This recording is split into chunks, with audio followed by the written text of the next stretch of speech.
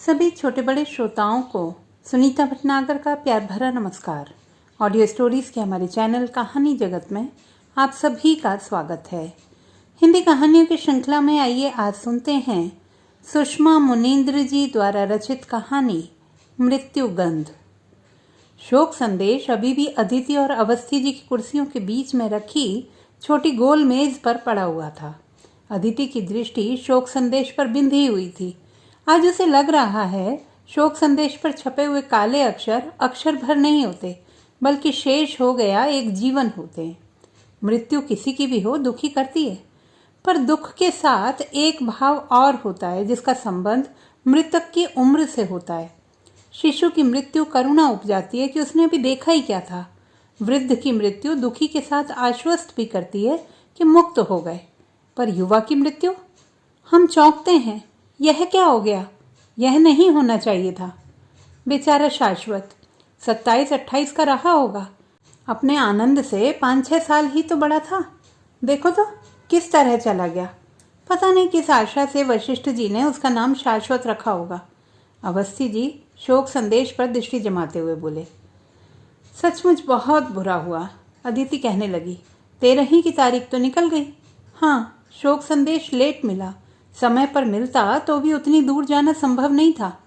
वशिष्ठ जी ने क्रियाकर्म अपने native place में किया है। मैं आज फ़ोन लगाऊंगा। वशिष्ठ जी लौट आए होंगे तो हम उनसे मिलने चलेंगे।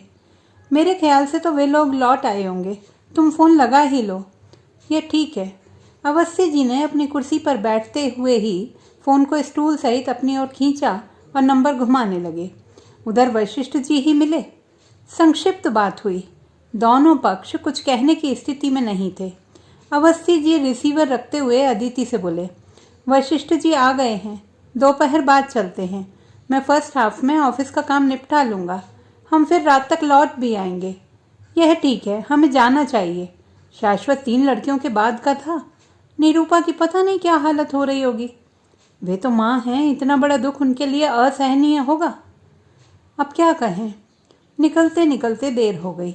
अवस्थी जी एक बार कचहरी पहुंच जाएं तो फिर मुवक्किल आसानी से नहीं छोड़ते। माघ की सांझ 5 बजे ही ढल जाती है। अदिति और अवस्थी जी जब शहर की सीमा से बाहर आए, अंधेरा उजाले को तेजी से घेर चुका था। लॉन्ग रूट में अदिति ड्राइव करती थी। इसी बहाने उसका अभ्यास हो जाता था। शहर की भीड़ से दूर निकलकर अदिति ड्राइविंग सीट पर आ गई। अवस्थी जी दिन भर के थके थे और मानसिक रूप से अशांत भी। वो अदिति की सीट पर पहुंचकर रिलैक्स होने के लिए कुछ पसर कर बैठ गए। अवस्थी जी कार बहुत सतर्कता से चलाते हैं। फौजदारी और दीवानी के मुकदमे लड़ते हुए उन्हें कानून की धाराओं का विशद ज्ञान है और वो कार चलाते हुए प्रायः चिंताग्रस्त रहते हैं। दुर्घटना हुई तो कौन परिस्थितियों में कौन सी धारा लागू होगी। मजे मजे से चलो। अवस्थी जी ने अदिति को सचेत किया, मुझे मत सिखाओ। अब मैं कार अच्छी तरह चला लेती हूँ। किसी दिन तुम्हें बैठाकर सिटी में चलाकर दिखाऊंगी। कृपा करो, अभी तुम्हारी ड्राइविंग में ऐसा परफेक्शन नहीं आया है जो भीड़ में चलाओ। वो सामने गड्ढा देखो, उधर काटो। यहाँ सड़क भले ही सूनी है, पर हालत ऐसी खस्ता है कि दुर्घटना के पर्याप्त अवसर हैं। दुर्घटना? शाश्वत सड़क दुर्घटना में ही तो गया है। अदिति दहल गई। कार चलाने के आनंद में कुछ देर के लिए भूल गई थी 30 किलोमीटर दूर कृपालपुर मातमपुरसी के लिए जा रही है। प्लीज़ कुछ अच्छी बात करो, वैसे ही मन भारी है। दुर्घटना शब्द तो अब सचमुच डराने लगा है। सामने देखो। अवस्थी जी ने कुछ और ही जवाब दिया। दोनों एकाएक चुप हो गए। दोनों शाश्वत के बारे में सोच रहे थे। अदिति का ध्यान जल्दी ही आनंद की ओर चला गया। मनुष्य के चित्त का कोई कोना सदैव अपने अति प्रिय के विषय में सोचता रहता है। मनुष्य कदाचित हर क्षण स्वार्थी होता है, अपने कार्य व्यापार में लीन। तभी तो अदिति शाश्वत के बहाने आनंद के बारे में सोचने लगी थी। आनंद बाहर पड़ता है, बाइक तेज चलाता है। इस समय वह कहाँ होगा? सड़क पर तो नहीं। हे ईश्वर, आनंद पर कभी न बीते जो शाश्वत पर बीती। वह मेरी इकलौती संतान है। वह ना होगा तो मेरे जीवन में कुछ भी ना होगा। अदिति को याद आया, आनंद कहता है, माँ मैं कुछ बन जाऊं तुम्हारे लिए इतने ठाट बिछा दूंगा। वह कहती है, तुम मिल गए, अब मुझे कुछ नहीं चाहिए। आनंद तुम हो इसलिए मेरी जिंदगी भरी पूरी है। तुम ना होते तो जिंदगी कैसी होती मैं सोच भी नहीं पाती। बच्चे प्रकृति का सबसे सुंदर पक्ष हैं। तो फिर मेरा एहसान मानती हो ना? आनंद हंस देता। बदमाश। ऐन सामने अंधा मोड़, स्याह अंधेरे को और अधिक स्याह बनाता अंधा मोड़। अवस्थी जी झपक गए और अदिति को यातायात के नियमों का अभ्यास नहीं था जो मोड़ से गुजरने से पूर्व हॉर्न बजाती। मोड़ पर तेज गति और चुंदियाते प्रकाश वाली मोबाइल जैसे एकाएक ही प्रकट हो गई थी, क्षणांश में। अदिति को नहीं मालूम मोटरसाइकिल सवार ने हॉर्न दिया था या नहीं, वह राइट साइड पर था या नहीं, सवार कितने थे, उसे कुछ नहीं मालूम। उसका मस्तिष्क शून्य हो गया। उसे इतना भर मालूम है कि तेज टंकार हुई, उसकी आंखें मुंद गईं और वह स्टीयरिंग पर झुक गई। अवस्थी जी के कंठ से गिगियाती घिसटती सी चीख निकली और कार की घिसटती चिंचियार में विलीन हो गई।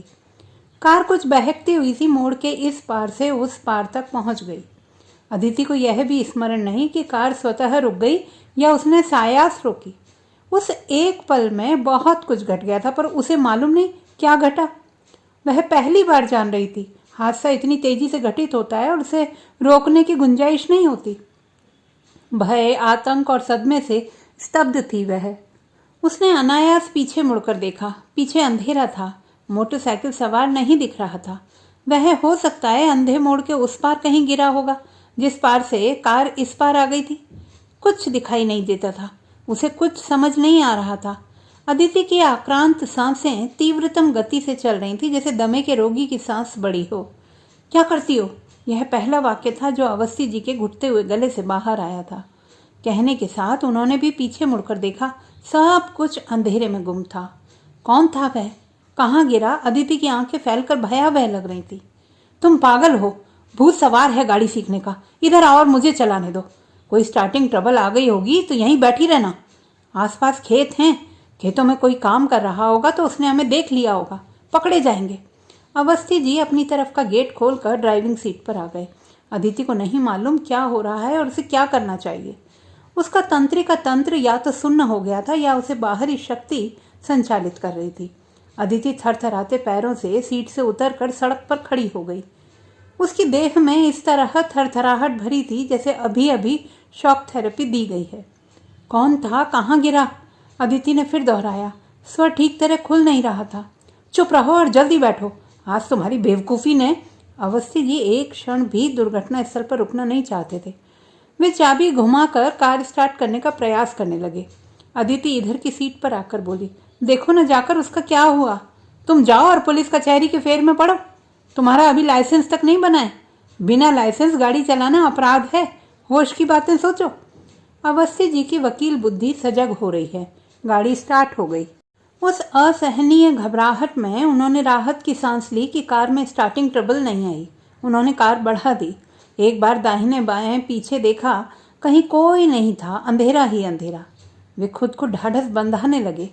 उन्हें किसी ने नहीं देखा है। इस अंधेरे और शीत के कारण बढ़ गई गलन में खेतों में प्राण देने के लिए कोई नहीं बैठा होगा। उन्हें अंधेरा इस समय वरदान की भांति लग रहा था। अंधेरा ना होता तो न जाने कितने अपराध रोज उजागर होते। वह कौन था? कहाँ गिरा? अदिति शायद अब जिंदगी भर यही दोहराती रहेगी। सदमे से तुम्हारा दिमाग खराब तो नहीं हो गया अदिति? एक ही बात रटे जा रही हो। अब अवस्थी जी की आवाज़ स्पष्ट रूप से खुली और वे डपटते हुए बोले, हमें उनकी मदद करनी चाहिए थी। ज़रूर मदद करें और वह होश में हो तो तुम्हें पहचान लें। कार तुम चला रही थी और तुम्हारे पास लाइसेंस नहीं है। इसका मतलब जानती हो तुम? Attempt to murder. Awasthi ji attempt to murder जैसा झूठ बोलकर अदिति को संभवतः भयभीत करना चाहते थे ताकि वो चोटिल की सहायता करने की हट ना करे। मर्डर? हे भगवान! अदिति एकदम से निरुपाय लगने लगी। वह असहनीय बेचैनी और घबराहट से त्रस्त थी। सुनो, मुझे कहीं नहीं जाना। मुझे पता नहीं कैसा लग रहा है। मैं परेशान हूँ और वहाँ एडजस्ट नहीं हो सकूंगी। घर वापस चलो। हम वशिष्ठ जी के यहाँ कल चले जाएंगे। मानो मेरी बात। अदिति चुप रहोगी? मैं भी तुम्हारी तरह परेशान हूँ और तुम मेरी परेशानी बढ़ा रही हो। मुझे कुछ सोचने दो। हम उसी रास्ते पर वापस लौटें और पकड़े जाएं। आसपास खेत थे और हो सकता है कि खेतों में आदमी रहे हों। हो सकता है उन्होंने हमें देख लिया हो सकता है वो इस समय मोटरसाइकिल वाले के पास हों, हमें और कार को पहचान लें। यह भी संभव है कि मोबाइल वाले को विशेष चोट ना आई हो और वह चला गया हो और हम यहाँ परेशान हो रहे हैं। तुम्हारा ये चेहरा जो पसीना पसीना हो रहा है ना, उसे संभालो। तुम्हारे चेहरे से लग रहा है कि तुमने कुछ गलत किया है। अवस्थी जी की वकील बुद्धि सभी बिंदुओं को खंगाल रही है। वे अदिति को सामान्य बनाने की कोशिश कर रहे थे और अदिति का भय बढ़ता जा रहा था। अवस्थी जी ने उसके चेहरे को लक्ष्य किया तो वह घबराहट से रुमाल से अपना चेहरा पोंछने लगी। जैसे पहुंचने मात्र से चेहरे के भाव मिट जाएंगे और चेहरा भय मुक्त स्वाभाविक लगने लगेगा। अदिति को अब भी विश्वास नहीं हो रहा था कि दुर्घटना उससे हुई है। वह नहीं समझ पा रही थी कि अवस्थी जी ऐसे असंवेदनशील क्यों हो रहे हैं। उसे याद आया, एक बार अवस्थी जी कार चला रहे थे और सामने से साइकिल पर चले आ रहे स्कूल के विद्यार्थी को टक्कर मार दी थी। कार धीमी थी, टक्कर घातक नहीं थी। लड़का साइकिल सहित एक और गिर गया था और फिर गणवेश की धूल झाड़ता हुआ उठकर खड़ा भी हो गया था। अवस्थी जी ने कार से उतरकर लड़के के 2 थप्पड़ मार दिए थे। हीरो बनता है? तेरे बाप ने साइकिल चलाई है? गलती करेगा और मरेगा, परेशानी हमारी। दुर्घटना का सदमा और सार्वजनिक स्थल पर मारे जाने का अपमान। लड़का कपोल पर हथेली रखकर खड़ा रह गया। लोग जुड़ते इससे पहले ही अवस्थी जी ने शीघ्रता से कार बढ़ा दी थी। अदिति को उनका आचरण खला था। यह क्या बात है? तुम नहीं समझोगी। मैं लड़के को नहीं मारता तो लोग चढ़ बैठते कि गलती मेरी है।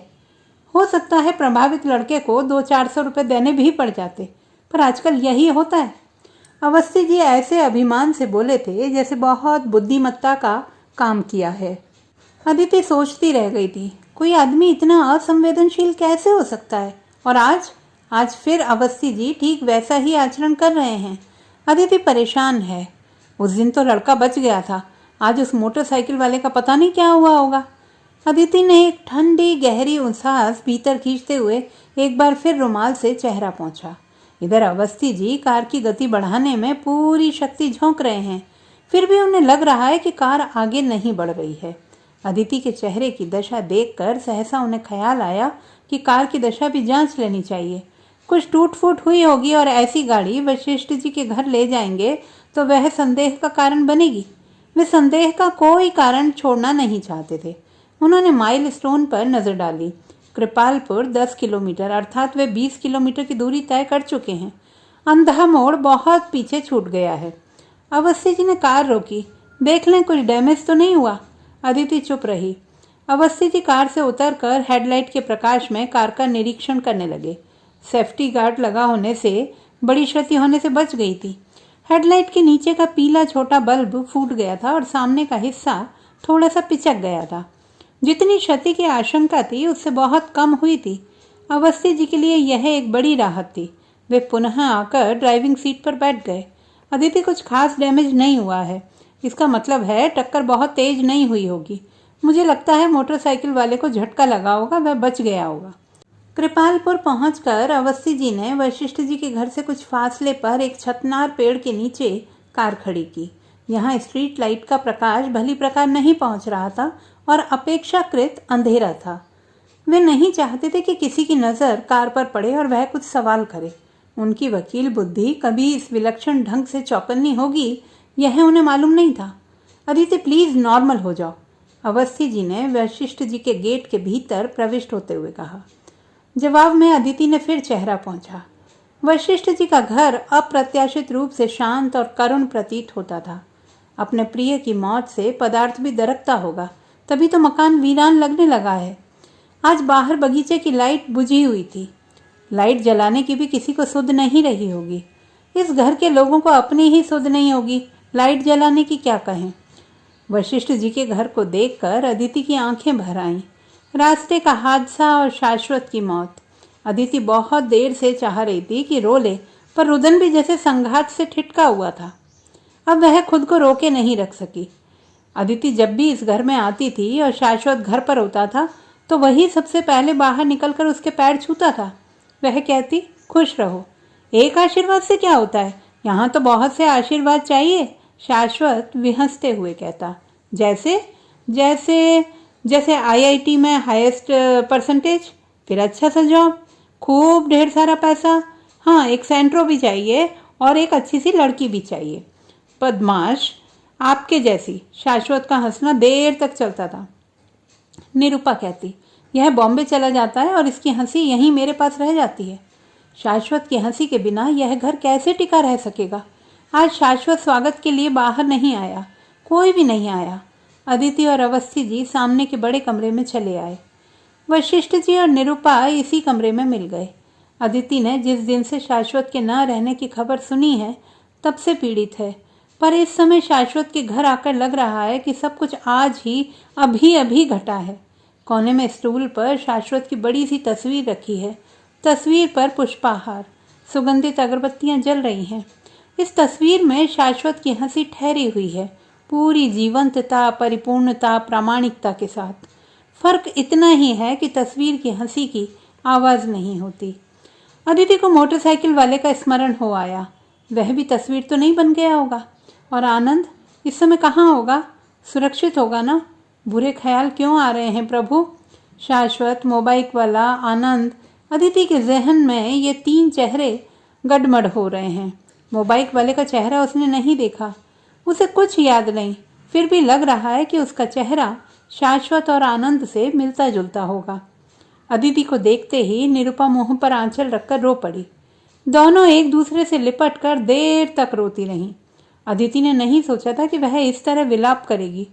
उसके भीतर एक्सीडेंट की बेचैनी और छटपटाहट ना होती तो शायद वह इस तरह इतनी अधीर ना होती, बल्कि निरुपा को ढाढ़स बंधा रही होती। इंसान शायद दूसरे के लिए कम, अपने लिए अधिक रोता है। दूसरे के दुख को तभी गहराई से समझ पाता है जब उसे अपने संदर्भ में जोड़ता है। छोटी बेटी आराधना ने आग्रह करके सबको बैठने को कहा।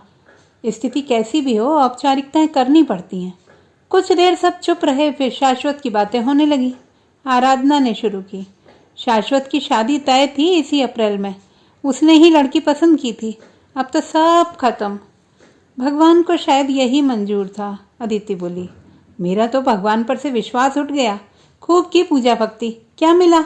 निरुपा लंबे सीतकार के साथ बोली। अदिति को अभी लग रहा था कि शाश्वत अभी मरा है। यहाँ आकर जाना कि केवल शाश्वत ही नहीं, कई संबंध एक साथ मृत हो गए हैं। शाश्वत किसी का बेटा, किसी का भाई, किसी लड़की का भविष्य, किसी का दोस्त। एक्सीडेंट करने वाले पकड़े नहीं गए? अदिति ने आराधना से पूछा। पता नहीं, वे अजीब लोग थे। कार से टक्कर हुई। शाश्वत मोबाइल पर था, गिरकर बेहोश हो गया था।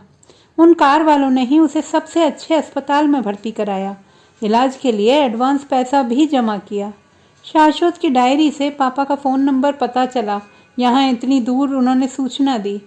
शाश्वत को समय पर मेडिकल एड मिल गई थी, पर हमारे भाग्य फूटे थे।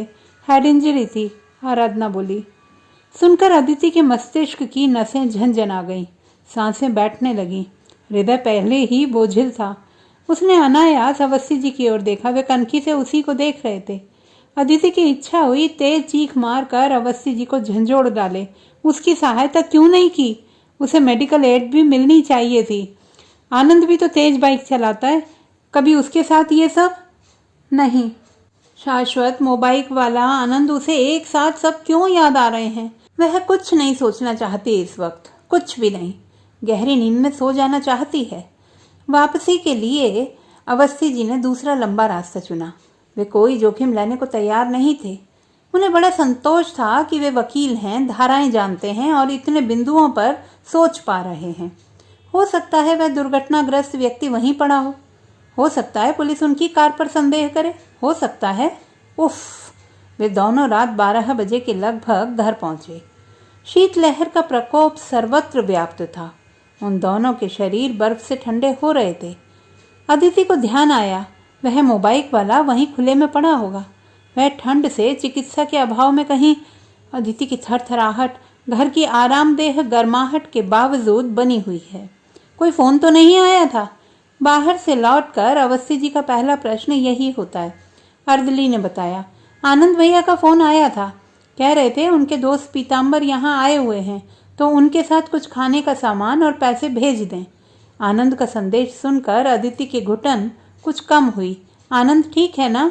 हाँ, कह रहे थे पीताम्बर के साथ साहब के लिए टाई भेजिए।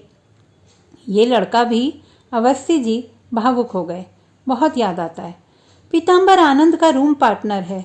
दोनों कंप्यूटर इंजीनियरिंग कर रहे हैं। पीताम्बर का परिवार यहाँ से 15 किलोमीटर दूर एक कस्बे दुर्जनपुर में रहता है। बहुत बड़ा संयुक्त परिवार है। दुर्जनपुर में उनका फार्म हाउस, पोल्ट्री फार्म, चूना भट्टे, ऑयल रिफाइनरी आदि है। रईस परिवार है।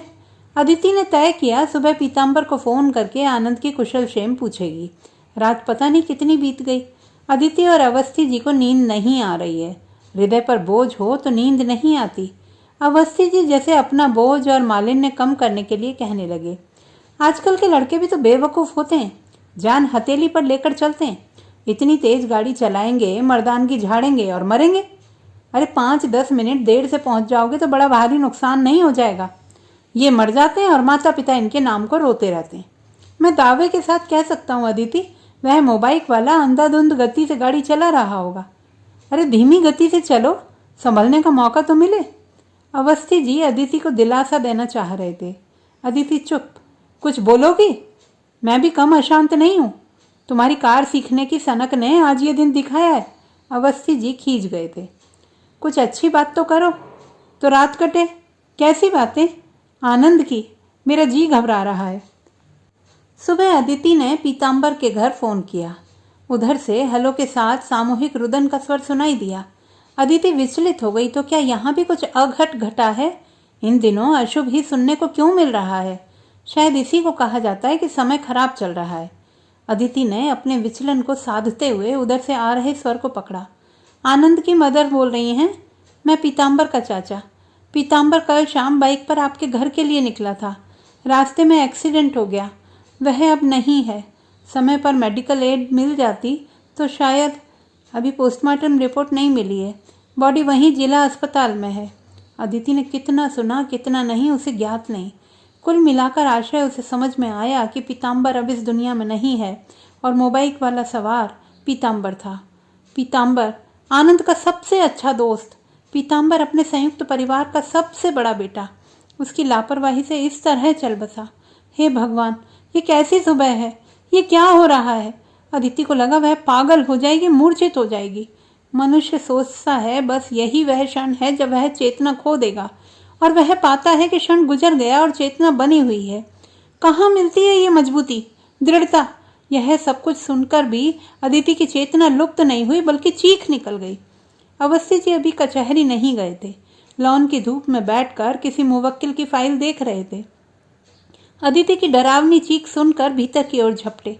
कहीं आनंद को तो कुछ? मनुष्य अपने आप से नहीं छूट पाता किसी क्षण। अवस्थी जी बरामदा फिर छोटा गलियारा पार कर अदिति के पास आए। क्या हुआ? अदिति के चेहरे पर राख पुती हुई थी। वह मोबाइल वाला लड़का पीताम्बर था। हमसे मिलने आ रहा था।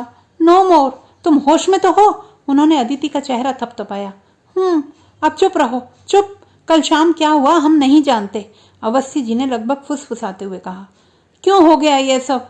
चुप। कोई बाहर बैठा है मेरे पास। हम कुछ कर सकते थे। चुप। अदिति की आंखें वेग से भर आईं। टप टप आंसू छूने लगे। वह खूब जोर से रो लेना चाहती है। रोना इस समय उसकी जरूरत है, वरना भीतर का भारीपन प्राण ले लेगा। अवस्थी जी पत्नी को हिचकते सिसकते हुए देखते रहे। वे स्वयं भी पछाड़ सा खा रहे थे। उन्हें भी पीताम्बर की मौत का जबरदस्त आघात लगा था। अदिति की चीख सुनकर मुवक्किल बरामदे में आ गया। उसने वहीं से पुकारा, क्या हुआ साहब? बच्चा तो ठीक है? उसे मालूम है आनंद बाहर पड़ता है। अवस्थी जी बरामदे की ओर पलटे। आनंद ठीक है। उसका दोस्त है पीताम्बर। आजकल यहाँ आया हुआ है। कल एक्सीडेंट में चल बसा। अवस्थी जी का स्वर प्रति क्षण डूबता जा रहा है। शिव शिव, देखिए तो मौत उसे कहाँ से कहाँ खींच लाई, वरना यहाँ नहीं आता। जन्म और मृत्यु के समय को कोई टाल नहीं सकता साहब। जिस स्थान पर होना है होता है। जन्मने और मरने को कोई नहीं रोक सकता। अवस्थी जी ने माथे पर लाल चंदन का गोल टीका लगाए हुए गर्दन तक लंबे झल्ले केशों वाले मुवक्किल को बड़ी आस्था से देखा। यह ठीक कह रहा है। जन्म और मरण के समय को नहीं टाला जा सकता। मनुष्य कारण बनता है, कर्ता ईश्वर है। पीताम्बर की मृत्यु के लिए वही क्षण निर्धारित था। मुवक्किल फिर जल्दी ही चला गया। अवस्थी जी उसे विदा कर अंदर आए। अदिति बिछावन पर ढेर पड़ी थी। उसे महसूस हो रहा था उसके भीतर मृत्यु गंध तेजी से भरती जा रही है और सांस लेना दूभर हो रहा है। अब शायद यह मृत्यु गंध उसकी आत्मा को जीवन भर विषाक्त करती रहेगी। वह अदिति के समीप बैठ गए। आंखों के ऊपर से उसकी बाहें हटाई। देखा आंसुओं का सैलाब आया हुआ है। अब ये गड़बड़ करेगी। अपराधी कई बार अपनी हड़बड़ाहट, घबराहट और बेवकूफ़ी के कारण ही पकड़ा जाता है। वे उसे समझाने लगे। अदिति, बात सुनो, खुद को संभालो। पीताम्बर को लेकर मैं भी बहुत दुखी हूँ। सच मानो तो बहुत पछता रहा हूँ। हमें उसकी मदद करनी चाहिए थी। मैं पता नहीं इतना असंवेदनशील कैसे हो गया था, पर अब तो कुछ बदला नहीं जा सकता। भूल जाओ कल क्या हुआ था। खबर सुनकर आनंद आएगा और तुम्हारी दशा बहुत बुरी है। तुम्हारी दशा भेद खोल देगी और हम आनंद की नज़रों में गिर जाएंगे। आनंद हमारा एक ही बेटा है। संभालो अपने आप को। समझ लो यही होना था। आनंद से दुर्घटना का जिक्र तक नहीं करना। सुन रही हो ना? अदिति सुन रही थी पर बोलने की स्थिति में नहीं थी। वह अनवरत रोती रही। अवस्थी जी वहां से उठ गए। रो लेना ही अदिति का उपचार होगा। बहुत रो लेने के बाद अदिति कुछ सोचने की स्थिति में आई। उसे सबसे पहले आनंद का ख्याल आया। आनंद, हाँ वह आएगा। पीताम्बर उसका प्रिय मित्र था। वह खुद को संभालेगी। आनंद की नज़रों में गिर नहीं सकती, फिर तो जीना दूभर हो जाएगा। पीताम्बर के घर का दृश्य बड़ा करुण था। शव यात्रा की तैयारी चल रही थी। बड़े बड़े टांकों से सिली पीताम्बर की देह मरने के बाद भी दुर्गति हुई। आंगन के कोने में चोर की तरह सिकुड़ कर बैठी हुई असामान्य रूप से खामोश बावरी सी दिख रही पीताम्बर की माँ न रो रही थी न बोल रही थी। निस्सहायता, निरुपायता की पराकाष्ठा। हवा में फुसफुसाहटें टंगी हुई थीं। पोस्टमार्टम रिपोर्ट में मृत्यु का कारण अधिक रक्तस्राव और गलन बताया गया है। मृत्यु 11 बजे के आसपास हुई है। एक्सीडेंट करने वाले अस्पताल पहुंचा देते तो बच जाता। लोग कितने क्रूर और खुदगर्ज होते जा रहे हैं। शिव शिव, हे नारायण। फुसफुसाहटें बजबजाती अदिति के फेफड़े फाड़ने लगी। अर्थात पीताम्बर को बचाया जा सकता था। कोशिश की जा सकती थी। संतोष रहता गलती हुई पर उसे बचा भी लिया। हे भगवान, ये क्या हो गया? क्या मैं डरकर निष्क्रिय बैठी रही? मैंने उसकी मदद करने का हट क्यों नहीं किया? और अवस्थी जी कुछ सुनने को तैयार नहीं थे।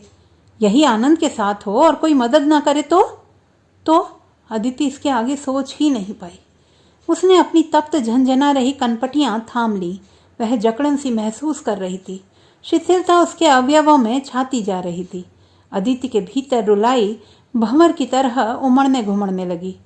रात 9:30 बजे के लगभग आनंद का फ़ोन फिर आया।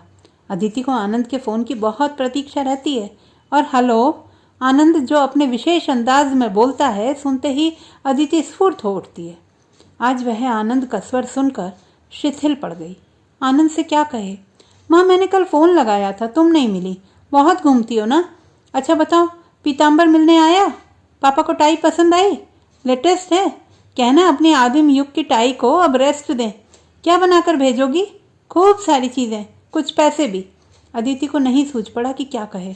हाँ हूँ कहती रही। यही होता है। आनंद बहुत सी बातें एक साथ कहने लगता है और उसे हुंकारी भरने का भी मौका नहीं देता। पर आज तो सचमुच अदिति के पास कहने को कुछ नहीं था। क्या बात है माँ, बोल नहीं रही हो? कुछ प्रॉब्लम है? आनंद पूछ रहा था। आनंद, पीताम्बर रोड एक्सीडेंट में कल रात। क्या हुआ उसे? अदिति समझ रही थी आनंद इसी तरह चीखेगा। वह नहीं रहा। माँ प्लीज। वह नहीं रहा। माँ मैं क्या करूं? आनंद का चहकता स्वर चीख में बदला, फिर मंद पड़ गया। होनी को कोई भी नहीं टाल सकता बेटे। मैं और तुम्हारे पिता पीताम्बर के घर गए थे। ओ माँ, तुमने ये अच्छा किया। तुम कल भी उसके घर चली जाना, मेरी खातिर। पापा को समय ना होगा पर तुम तो कार चला लेती हो ना। पीताम्बर की माँ को मेंटल सपोर्ट मिलेगा। मैं कल ही शिप्रा एक्सप्रेस से चल पड़ूंगा। रिजर्वेशन? तुम क्या सोचती हो, ऐसे समय में मुझे रिजर्वेशन का इंतज़ार करना चाहिए? अब अदिति को आनंद का सामना करना है। खुद का सामना करने की ताब नहीं। आनंद का सामना कैसे करेगी? अदिति को आज रात नींद नहीं आई।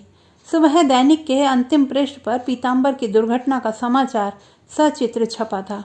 घटना स्थल पर औंधा पड़ा पीताम्बर, मोटरसाइकिल और चित्र के ऊपरी दाहिने कोने में इंसेट में उसकी छोटी सी तस्वीर। अंधे मोड़ सड़क की जर्जर दशा ने एक और बलि ले ली। एक्सीडेंट करने वाले अब पकड़े नहीं जा सके। इसे पुलिस और प्रशासन की कमी ही कहा जा रहा है। मृतक की मृत्यु का कारण अधिक रक्तस्राव और शीतलहर का प्रभाव बताया गया। समय पर चिकित्सा सुविधा दिलाई जाती तो शायद किसी घर का चिराग असमय न बुझता। समाचार आगे भी था, पर अदिति की दृष्टि स्थिर नहीं हो पा रही है। उसके हाथों में अखबार कांप रहा है। दुर्घटना, हत्या, बलात्कार की एक न एक खबर इस अंतिम पृष्ठ पर रहती ही है। अदिति उन्हें पढ़ती है और चौंकती तक नहीं थी। मनुष्य इतना असंवेदनशील और साहसी हो गया है कि कुछ भी असामान्य अब उसे चौंकाता नहीं है। अब पीताम्बर की खबर पढ़कर वह समझ पा रही है कि इन खबरों में हाहाकार और त्रास छिपा होता है। कितनी मारक और जानलेवा होती हैं ऐसी खबरें। ये देखो, अदिति ने पीताम्बर की तस्वीर पर उंगली रखी। अवस्थी जी उस बीच के पृष्ठ का संपादकीय पढ़ रहे थे। अखबार को ये दोनों इसी तरह बांटकर एक साथ पढ़ते थे। ओह, उन्होंने चश्मा उतार कर हाथ में ले लिया। सचमुच बहुत बुरा हुआ। बहुत खूबसूरत और होनहार बच्चा था। अवस्थी जी के मुंह से सर्द आह निकली। दुख उन्हें फेंट रहा था। अपराध बोध वार कर रहा है। आत्मग्लानि हो रही है। कुछ कर सकते थे, अब कुछ नहीं कर सकते। ये क्या हो गया अदिति? अब जिंदगी भर शायद यही एक वाक्य हम दोहराते रहेंगे। अवस्थी जी ने अदिति के चेहरे को लक्ष्य किया। आंखों के नीचे कालिमा, आंखें लाल सूजी हुई, चेहरा रुग्ण। अदिति, अपने आप को संभालो, तुम बीमार लग रही हो। आनंद आज शाम की ट्रेन से चलकर कल सुबह 10-11 बजे तक यहाँ पहुंच जाएगा। वह तुम्हें इस तरह देखेगा तो क्या कहेगा? जानती हो कितना भावुक लड़का है। क्या हम चाहते थे कि ऐसा हो जाए? पीताम्बर के साथ क्या किसी के भी साथ भी? हमने सहायता नहीं की, हमसे गलती हुई, पर अब तो कुछ नहीं किया जा सकता ना। हम किसी का बुरा तो चाहते नहीं हैं, बस बुरा हो गया। शिप्रा एक्सप्रेस 2 घंटे विलंब से पहुंची। आनंद 12:30 बजे दोपहर घर पहुंचा था। उसका मित्र नीलेश उसके साथ आया था। उसे घर तक पहुंचाने के लिए भी चला आया। नीलेश का घर इसी शहर में है। स्कूलिंग यहीं से की है पीताम्बर, नीलेश, आनंद ने। आनंद किसी असाध्य रोग का रोगी प्रतीत होता था। 2 दिन से शेव नहीं की थी, नहाया नहीं था, खाया नहीं था। बहुत रोने से ज्वर चढ़ आया था। पुत्र की दशा देखकर अदिति का जी बैठने लगा। कितना कमजोर हो गया है, कितना दुर्बल, टूटा हुआ, निराश, क्षीण। यद्यपि आनंद जब भी आता है तो अदिति को दुबला ही लगता है। वह परेशान हो जाती है। आनंद, कितने दुबले हो गए हो, ठीक से खाते नहीं हो क्या? जानती हो माँ, मैस का खाना। अब तुम खूब खिलाओ पिलाओ तो मेरी रिकवरी हो। आनंद हंसता। और आज तो आनंद ऐसा क्षीण लग रहा है कि अदिति का जी बैठने लगा। ये क्या हाल बना रखा है आनंद? अदिति जैसे तैसे पूछ सकी। आंटी, इसे तेज बुखार है, डॉक्टर को दिखाइए। पीताम्बर की डेथ से ये पागल हुआ चला जा रहा है। इतना समझाया, कुछ नहीं समझता। रिजर्वेशन जल्दी में मिला नहीं, भीड़ बहुत थी, बैठने की भी ठीक से जगह नहीं मिली। रात भर का जगा हुआ है ये। नीलेश ने हाल बताया। घर में चहकते हुए प्रवेश करने वाला आनंद आज लस्त पस्त है। वह कुर्सी की पुष्ट से पीठ टिका कर निढाल हो गया। ये क्या हो गया माँ? आनंद की दशा देखकर अदिति को लगा कि वह चीख मार कर रो देगी। आनंद शिथिल आंखें मूंदे बैठा है। उसकी पूरी देह लहक रही थी। वह असहनीय पीड़ा और छटपटाहट से भरा हुआ था। बेटा, तुम लेट जाओ तो आराम मिले, अदिति कहने लगी। आनंद ने आंखें मूंदे हुए ही नकार में सिर हिला दिया। एक्सीडेंट करने वाले पकड़े नहीं गए? नीलेश पूछ रहा है। इस प्रश्न के लिए अदिति प्रस्तुत नहीं थी। इस प्रश्न का उत्तर उसे मालूम है, पर दे नहीं सकती। मैं उन्हें पा जाऊं तो तड़पा तड़पा कर मारूं। आनंद ने आंखें खोली। उसकी आंखें आक्रोश और ताप से जल रही थी। उन आंखों का आक्रोश और घृणा देखकर अदिति दहल गई। नीलेश कहने लगा, यही तो हो नहीं पाता। किसी की जान चली जाती है और जान लेने वाले छुट्टे घूमते रहते हैं। पर तुम खुद को संभालो आनंद। इस तरह पीताम्बर तो वापस नहीं आ सकता। मैं चलता हूँ, फिर पीताम्बर के घर भी जाना है। मुझे ले लेना, आनंद बोला। कैसे जाओगे? तुम्हें तेज बुखार है। नीलेश से पहले अदिति बोल पड़ी। मैं जाऊंगा। नीलेश, प्लीज मुझे ले लेना। मैं बीमार हूँ, कार चलाना नहीं जानता, वरना मैं खुद चला जाता। प्लीज। कार? अदिति के भीतर एक सनसनाहट भर गई। आनंद किसी तरह जान जाए कि यही वह अभिशप्त कार है तो शायद जिंदगी भर कार को हाथ न लगाए।